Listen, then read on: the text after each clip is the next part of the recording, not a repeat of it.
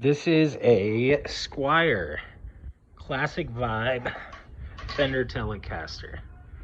I love this guitar. It's super awesome.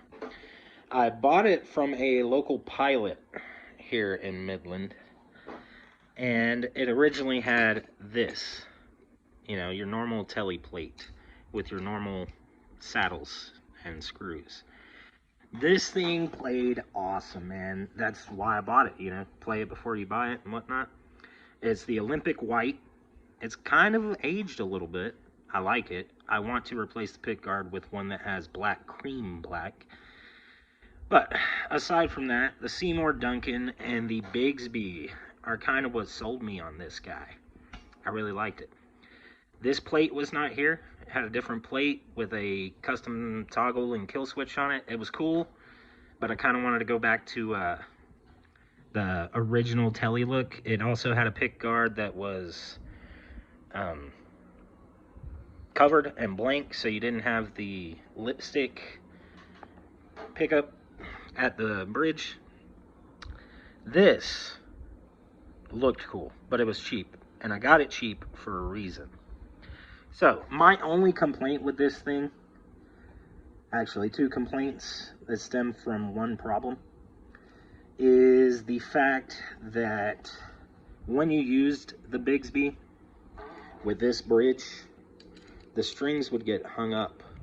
You can even see where he had put some slick nuts, liquid graphite lubricant on the saddles. This was custom to begin with. He ground out slots for the strings. You can see how it used to line up with all the strings, and this used to be bolted down. Originally, it was a through body design, and I really loved the Bigsby on the telly, man. It was awesome. That's our band logo, Omni Freak.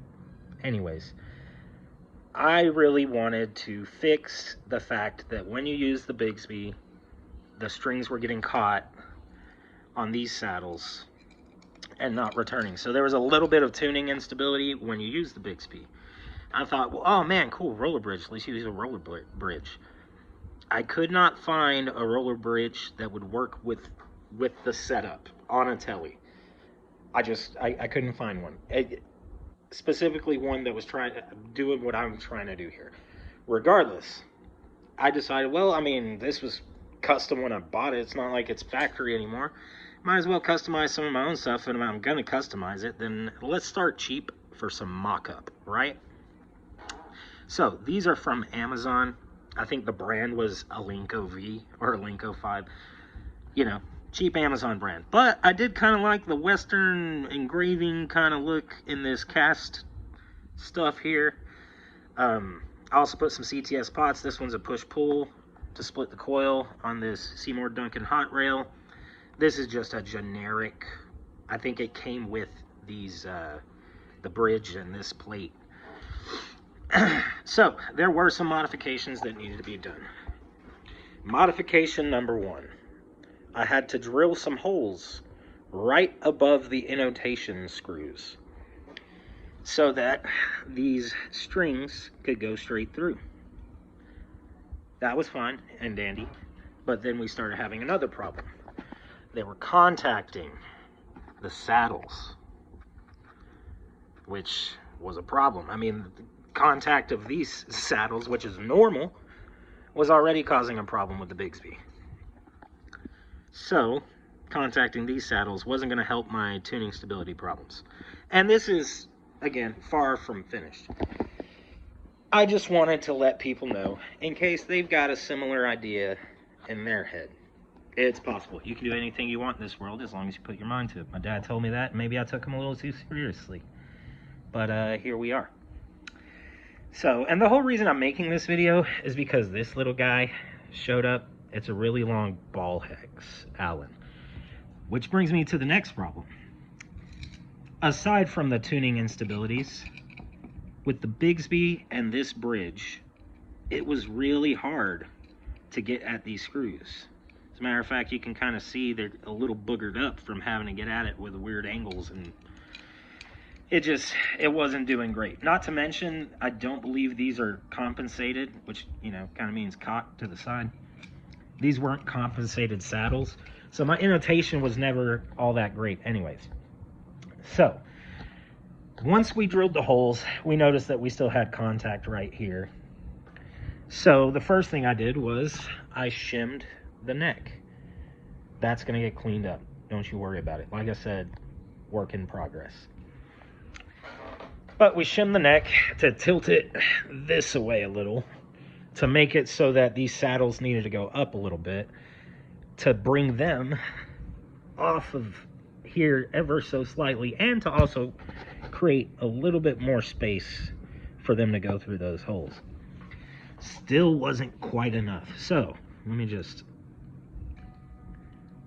pull that over. I also had to take a Dremel and just very gently, little bitty carbide round burr bit, I put a channel, a little groove right there, so that every single string, oh, kind of just misses it. And that was great, man. Once I did that, we were in business. So when you use this, much better tuning stability. You can see the little rollers moving and moving back, so nothing's getting caught. Returns right to where it used to be. Doesn't matter if you go up or down, you can see the little rollers moving, and that's cool, you know. But I still couldn't innotate it with these Phillips screws. And then I had the bright idea to use some hex head screws like these. I believe they're 3mm diameter by 0.5 millimeter thread pitch, and I don't remember how long these were. I want to say 25mm, 30mm, something like that. I don't have anything to measure them with here in the bedroom, so yeah, this was all kind of by ear anyways. Nothing is hard plan on here. I love the classic vibe, man. It's awesome. I love the color on the neck. This rosewood fretboard, oh, it plays great. I didn't even have to level these frets. This guy right here, this Jaguar classic vibe Squier, I had to level the frets on this one. But this one, I mean, it just needed a setup, leveled frets, and then we polished the frets, and she plays great. It's one of my favorite guitars. My next favorite guitar. I got a lot of guitars. I like guitars. So, we replaced these, and today this showed up. Which I did already get it annotated. I have some ball hexes, so I was able to get it like dead nuts on annotated. But this guy makes it much easier. It's a long 2.5mm, and bam, I'm in. Can you see it? And it makes it super easy. I'm gonna twist it a little at the expense of me maybe having to re-annotate it. And that's cool, man, that's cool. So, I'm sure a few of you have noticed it. This one has been ground down. The head has been ground down a little bit. And this bridge had to get a little bit of cutting out right there. Now that I know that all of this is possible, I might get a better brand bridge, you know, more of a name brand. I might not. I kind of like the silver and the black. I think it looks real nice, you know. The little pearloids on the knobs. I'm digging it. I'm digging it. She plays beautifully. She stays in tune awesome now. Annotation's great, and I can adjust it on the fly. Not to mention that this bridge, can we see it? Can we see it? Right there. You see the little hole underneath this saddle? It's got 6 holes. So if we had to, or if we wanted to, we could just take the Bigsby off and through string it. Or I could through string a couple strings, 2 strings, 3 strings, 4 strings, 5, and, you know, those would be stationary all the time, and just have 1 string that goes to the vibrato, 2, 3, 4, 5, whatever. It just gives me possibilities, and I enjoy it. I really enjoy it. This is not the type of video this channel normally makes, but I just got home from work, and this guy was sitting on the front porch, and I was kind of excited. And nobody quite understands what's going on here. At least nobody around me, nobody here at the house. So I thought maybe some people online might enjoy the custom wizardry that's going on here. So, one more thing. These little brass rollers, one more problem that I have with them is that, man, they can just move so much, which I haven't noticed in playing. I haven't noticed the like difference in string spacing. It plays pretty well. I mean, they look pretty even. They feel pretty even while I'm playing them. But I do think that at work one day, I'm going to take some brass stock that I have, and I'm going to machine some replacements for this. I took a few measurements and wrote them down on the back of my monitor's cover here. This just covers my Samsung monitor.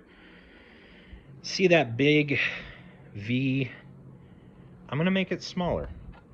I want the whole thing to be this outer diameter, this 190 to 200, because they kind of vary. I haven't nailed down a number that I want to use yet. We'll see.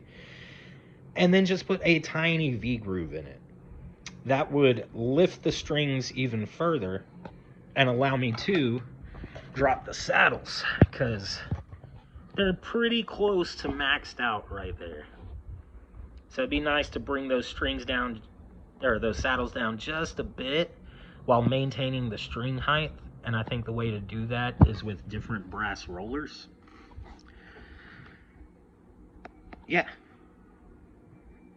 So I'll also probably notch out the Bigsby. I know, not the Bigsby, bro. But I'll probably notch out the Bigsby so that I could put a normal screw in here that has disappeared, so that they all look uniform. I don't like the way that one looks ground up. Another thing is I have longer, stronger springs on these three right here, and I want to replace these three with some longer, stronger strings.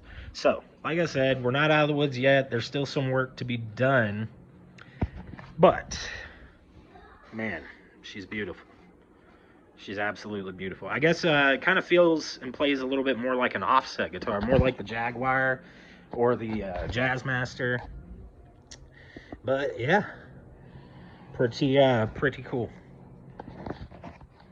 But, yeah, pretty cool.